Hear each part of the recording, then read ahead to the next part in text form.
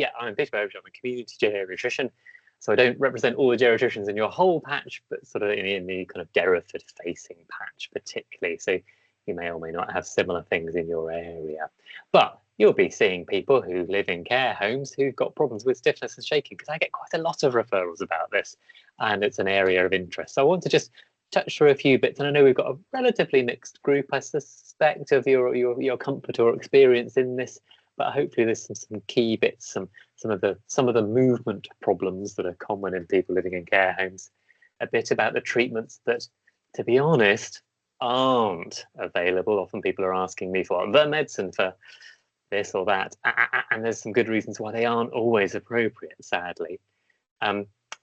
Be able to offer reassurance, because these things are often scary. People have got an odd movement, the family may be asking you questions, you may be seeing something that's somewhat dramatic or scary, and no one's really giving you a good answer, and perhaps they need to see a neurologist, and they usually don't. And a few techniques that can actually help. So I'm going to kind of separate movement disorders in the usual way. So there's extra movements and less movement. Sounds straightforward, doesn't it?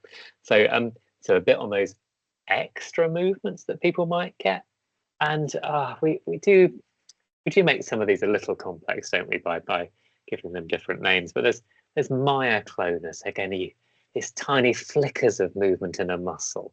You might have seen this. Sometimes people with very advanced dementia get a bit of myoclonus. I get this if I go for a very, very long run and then sit down, and I deleted the video. I did take a video the other day of my leg twitching after a run, and just that little sort of flickering, rippling in the muscles. So myoclonus is one extra movement. There's tremor, which is a sort of fine, usually quite quick movement. It can have a few different types, but it's usually relatively fine, sort of thin, shaky type movement. A bigger movement than that might be a dyskinesia, and again, you might have seen someone with this with advanced Parkinson's, or perhaps someone who's been on some psychiatric drugs for many years and got a bigger, more complicated movement with some jerking. And bigger still usually is a career, or more of a kind of writhing type problem. And those of you who look after anyone with Huntington's will be very familiar with this. But can be seen in a few other conditions. So there's much more, almost unable to stay in the chair, writhing, wriggling type movement, rather than a tremor or a jerking dyskinesia. And then sort of usually bigger than that, seizures and epilepsy. And not the main focus of my talk today, but there's a bit in there. So those are your extra movements. Think, problems that you can have that cause extra movements. And then you've got some less or slow or no movement, and those subtypes are often described as bradykinesia, slow movement, and perhaps most often seen in people with Parkinson's, but a few other things where speech or movement can be very slow. There's another thing I'm going to touch on, I think it's quite important, called paratonia. I don't think we talk about this very much, but it's something I think you see a lot of, but you probably no one around you gives you the words about, and particularly those of you working in some dementia nursing homes, which is a bit about sort of extra resistance to a movement. So it's not that so when you try and move it, it won't move fast. And then the other bit, the bent limb, which is a mixture of things like a contracture and spasticity. And I'm going to touch on those words just a little bit more, because again, sometimes they're slightly interchangeably used, and that can be troublesome. So, and again, you'll get the slides. Again, I'm going to cover a few different bits here with some cases to try and make it relevant and interesting. But again, if you forget some of the words and the categories, then they're all in there. So here's a little bit on extra movements, first of all. So things like tremor, tremor, as I've mentioned earlier, idiopathic Parkinson's disease, or essential tremor is another cause. Dyskinesia, again, I mentioned on the last slide, sometimes people with too much Parkinson's treatment or an antipsychotics. And the career, a bit rarer, I say people with Huntington's or Wilson's or Sydenham's, it's always eponymous titles of it's usually German physicians, but actually I think these are mainly English names, aren't they? And then my kind of small bit to touch on fits and convulsions. Yes, it could be epilepsy, but it could be 100 other things too. I think immediately when you see someone convulsing, there's a feeling, oh God, this must be epilepsy. It's not always. Check the glucose, check the blood pressure. If you can, get a video. What happens afterwards really useful. If I pitch up in the care home to speak to you and go, tell me what happened, tell me what happened. God, oh, you were there, brilliant, tell me everything. I want to know what happened afterwards. So they stop shaking, then what? Then what? And often people with epilepsy, certainly frail older people with epilepsy, have to have a post-ictal phase, have to be, you know, asleep or in bed for hours afterwards before they're back to normal. Otherwise, it almost certainly wasn't a seizure. If they're better in 10 seconds, it's not. And some people talk about absence epilepsy, technically a disorder of children. So if you're saying, I think they've had an absence seizure, unless they've had them all their life since they were a teenager, it's probably not that. So watch out for absence. Absences can be, yeah, in an older person, it's probably not epilepsy. Anyway, so a few bits just to watch out for there. I think occasionally there's only a lady I followed up on Monday actually, who wasn't in a care home but is exceptionally frail and supported by her daughter at home, who was having half-an-hour episodes of generalized seizures, and then was fine afterwards.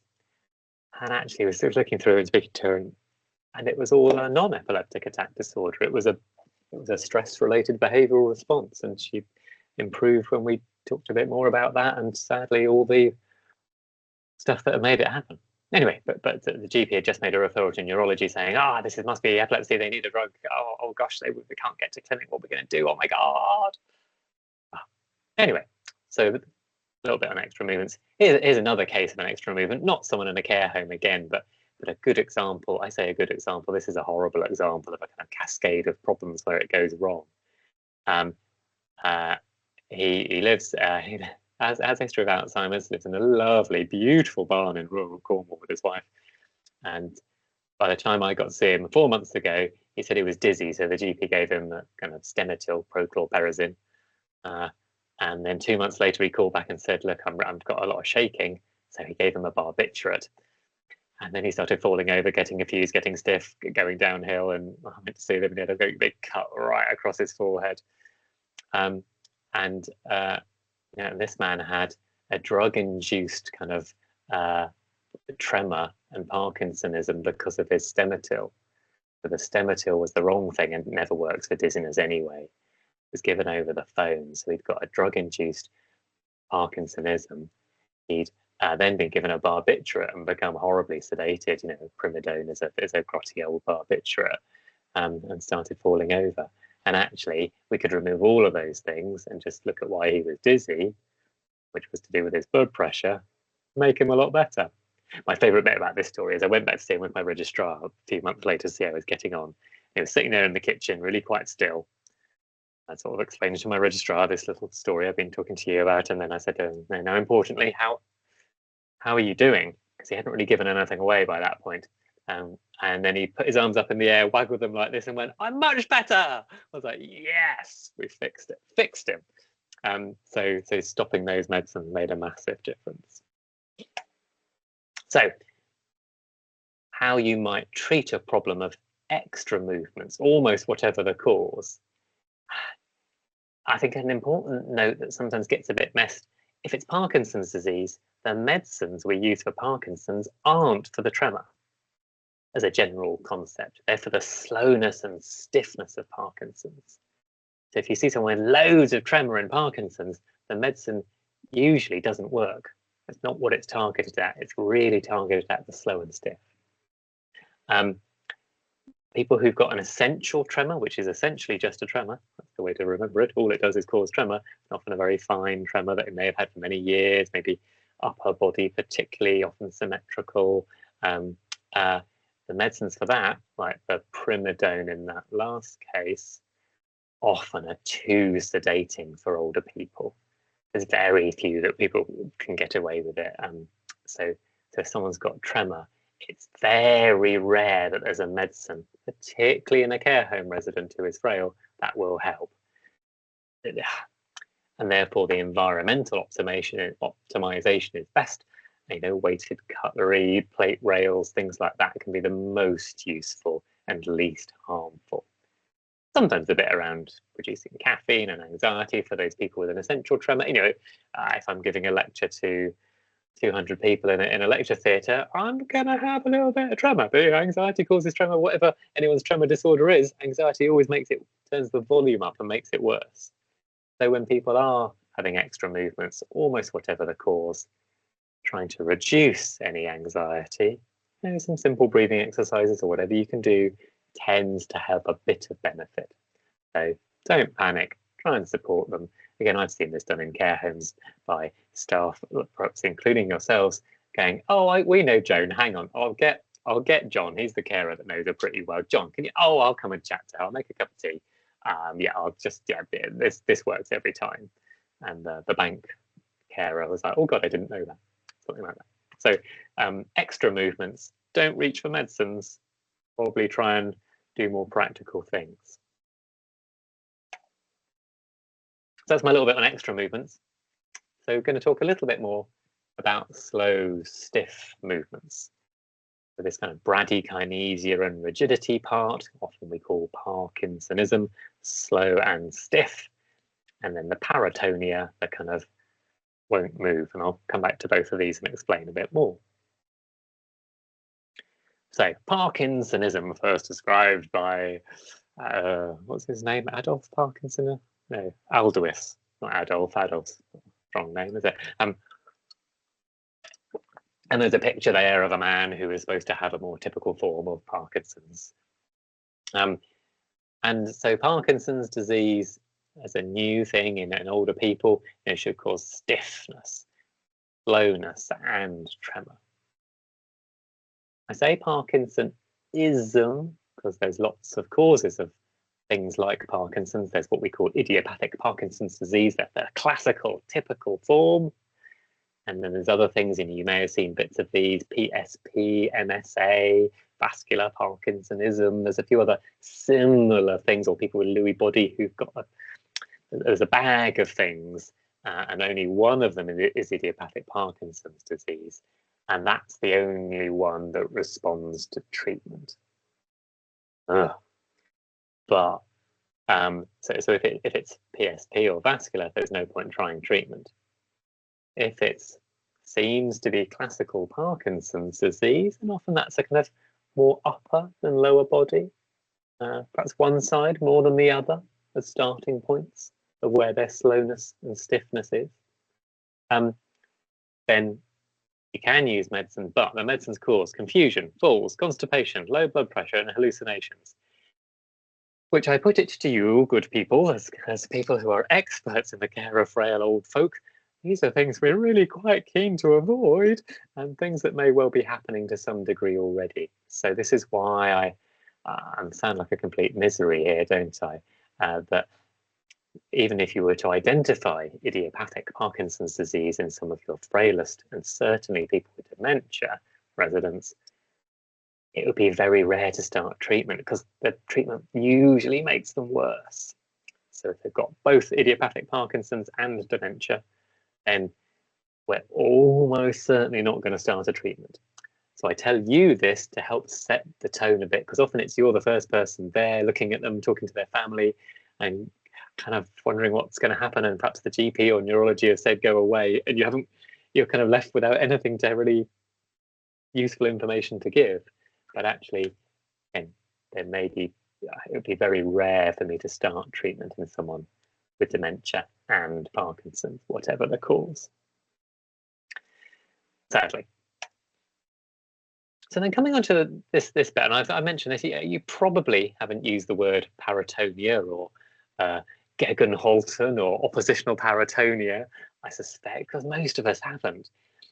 But it's something you're going to see quite a lot of in people with dementia. I'll give a more detailed case in a minute. But it's that bit when someone resists you. You try and reach for their arm and they resist you, but not on purpose. They're not saying, you know, they're not trying to. It just happens. It's an automatic response. And the quicker you try and move their arm, the tighter it resists.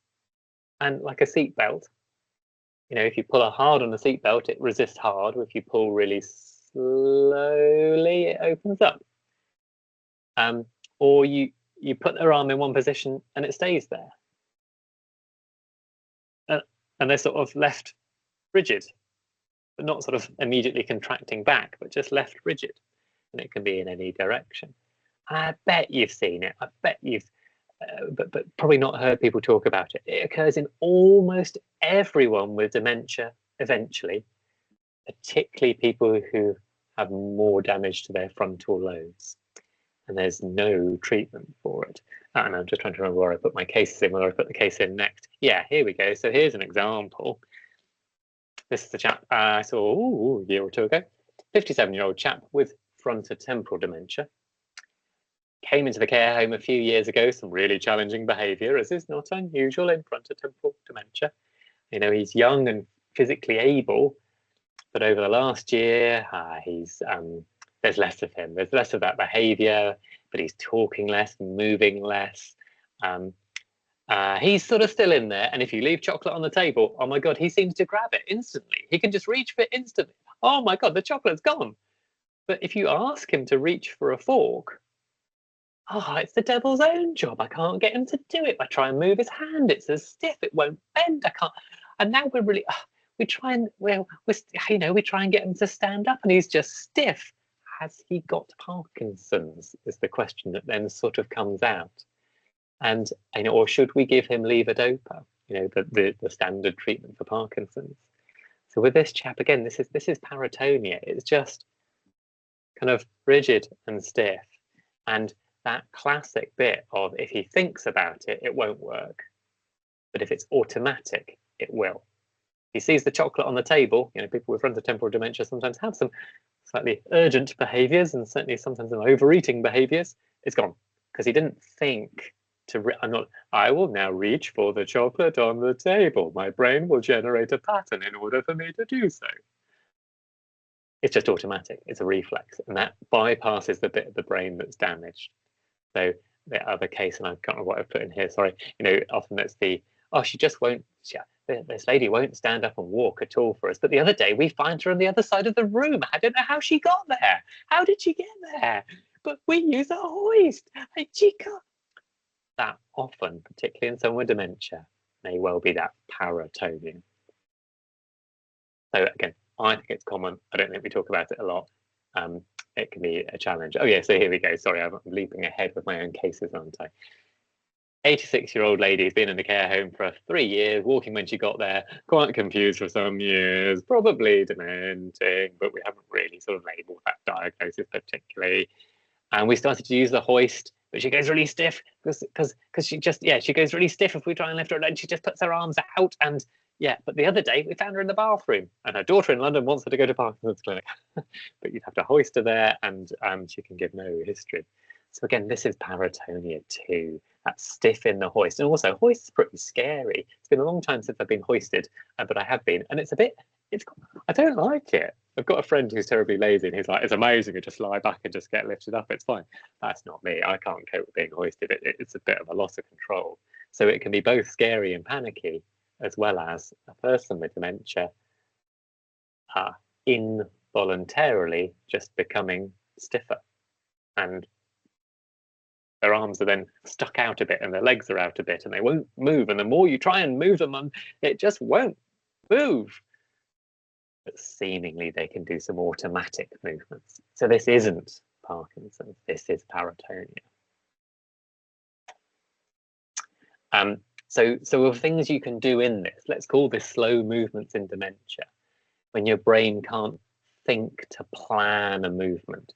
The trick is make it as automatic as possible. And again, you good people will be familiar with this, but you may not describe how you do it. You probably do it automatically. So, that bit, if someone's on the floor and there's 3 people, no, hold your hand up here, put your knee here, move your hand, stand up, can you do that? Nothing's going to work at all. It won't work. You know that.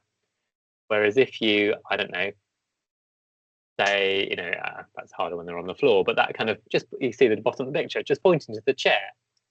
You're not giving them an instruction of bend your knee. You're saying, hey, you know, that picture at the bottom says, come and sit here, doesn't it? Without words, trying to make it as automatic as possible.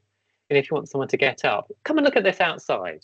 You know, or you want someone to get off a bench or a sofa, sit next to them and say, budge up, rather than, no, Mrs. Jones, you've got to put your right leg forward. Remember, the physio said you must, and you but hold on to the frame. The frame, what frame? Oh God, the frame. So trying to make things as automatic, as non-thinking as possible will really help. Because you'll have seen this. This explains why she was just on the other side of the room when she suddenly thought she needed a wee and didn't think about it, or her son came in and she was excited, or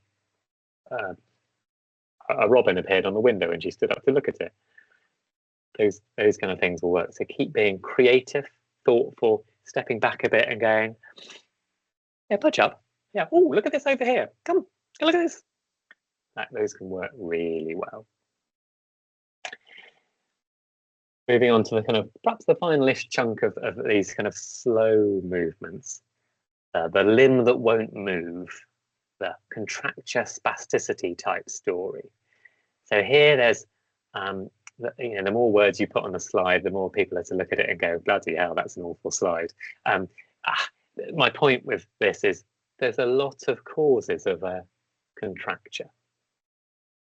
Again, I'll come to the case in a minute, but you've got two different things here, sort of. You've got spasticity, you know, the temporary, tight, snaps back, like a penknife. You open the knife and you let go and it snaps back.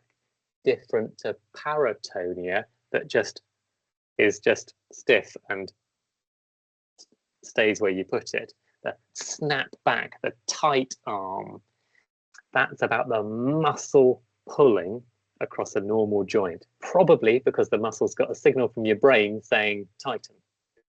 And then if that's the case, sometimes medicines do work. You'll perhaps have looked after people with stroke specifically, who've had some botulinum injections into specific muscles, or taken baclofen to relieve that muscle spasm driven by a brain injury.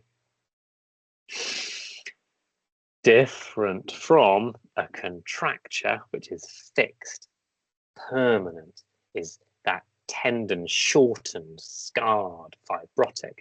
Medicines don't work. Surgery can cut the tendon, but that almost never restores any function, because then you can't bend it ever again. So again, there's a lady we were involved in recently. They say, "Oh, you've got to get the plastic surgeons to operate." Yeah, it doesn't always achieve what you want. So spasticity, untreated, can lead to a contracture, but then lots of other things too can, and you can see this on the, you know, the point of all the words in the coloured boxes is lots of things can make you end up not moving, holding your arms stiff and tight, and then they contract, and that was then permanent and such a challenge to look after, you know, maintaining hygiene. So the aim is to get in early, isn't it? But it can be tricky. I will explain. So yeah, a couple of cases of this. Yeah, 84-year-old chap, been in the care home for 4 months following a stroke. He was transferring with a stand-aid initially. Then just recently got a chest infection, got delirium, took to bed, went downhill. That left arm's so tight, we just can't do it. If he's quite relaxed and we're really slow and careful, we can get in there a little bit, and then it pings back shut. So that might be the kind of case where medication can be useful. And baclofen is one, but that affects your whole body. So if you've got a bit of a stiff leg that you're relying on to stand on, but you want to loosen the arm, then something local like botulinum. And my lovely colleague, certainly in Plymouth, Francesco Gambino, in neuro rehab, does quite a lot of kind of botulinum injections to try and release that localized one joint. Let's work on one joint spasticity. This lady I saw not long ago, poor lady, 94. Actually, there's two, aren't they? Sorry, 94. Yeah, been with us for 5 years. Cared for in bed, unable to speak. Care home feel they're just losing her, getting so little from her, eating almost nothing, with full assistance, both arms both legs tightly bent up, making, and she's thin as a rake and there's no muscle bulk and her skin's really vulnerable. We're worried about her pressure ulcers. Her heels are pressing on her buttock now. What? Do something was the request to me. Do something. And these are contractions and parotonia. This is almost impossible to fix. Medicines do not help. Baclofen here causes harm and gives people all the kind of anticholinergic side effects. Operations are pointless. This is an end of life situation, and knowing it and understanding it can be helpful. Again, all limbs, they're not tensioning, they're just completely fixed. You can't undo them at all. Again, you will, I expect, seeing people like this, and it's really challenging, isn't it? But there's no good answers by this late stage. A slightly different one that I saw recently was a lady with just one leg that was tight. Just one leg.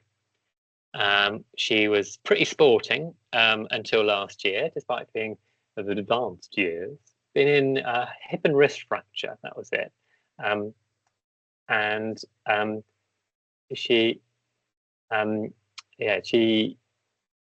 was walking a little bit with a frame, bit of arthritis in that knee and struggling.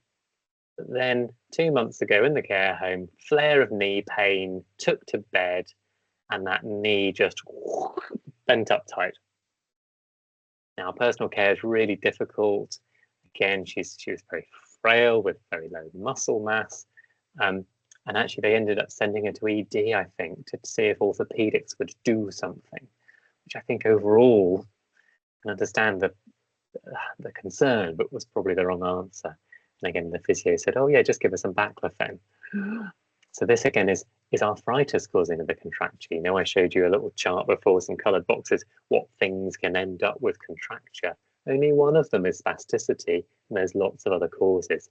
Terrible arthritis in your knee with really weak muscles around it, with poor nutrition, not for anyone's fault, but from being very frail and advanced condition. And suddenly you just can't bend that knee. Then it just gets stiffer and stiffer and tightens and tightens and tightens. And again, this woman didn't have tight muscles. She had just this completely fixed kind of knee capsule. And there was, again, nothing we could do. And baclofen would harm her, would make her constipated and confused. So we avoided that. And actually, she died a few weeks later. And this was a marker of how advanced her condition was, and how frail she was, how she'd been getting. Oh, but she was walking around last year. The more you looked into it, she was just about walking around, and that knee was giving her a lot of jip. And then it just, straw that breaks the camel's back. Nothing big and new, but one final bit that made that knee tighten up, and she just couldn't undo it.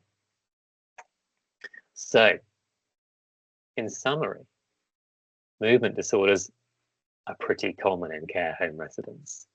They're often a marker of pretty advanced disease and people being close to the end of their life. Medications are usually wrong or risky in most cases.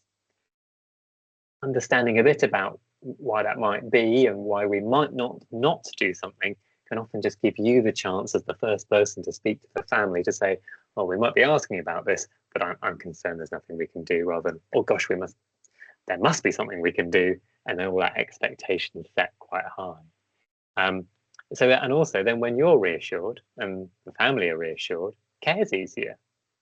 Much easier receiving care from a happy person than a stressed person. You'll have seen that. We've all seen it. If you try and help someone wash and you're in a bad mood, it doesn't work so well, does it? When you're smiling and happy, things work and patients respond to you. Even people with the most dementia can still see your smile and know when you're happy and know that it's probably okay to be happy with them. And then that final bit of keep instructions really practical and goal focused, or just gesture. I chat to my mum about this, who was a physiotherapist on an old age psychiatry ward, and I just you just got to, like you say, you just shuffle up to them and just say budge up, or you just point to something and say, go for that, really focused movement rather than bend your right knee to 30 degrees, then make sure you hold the frame with your left hand, left hand, left hand, left hand. Just you're tense, they're tense, nothing happens. Try and make it as automatic as possible.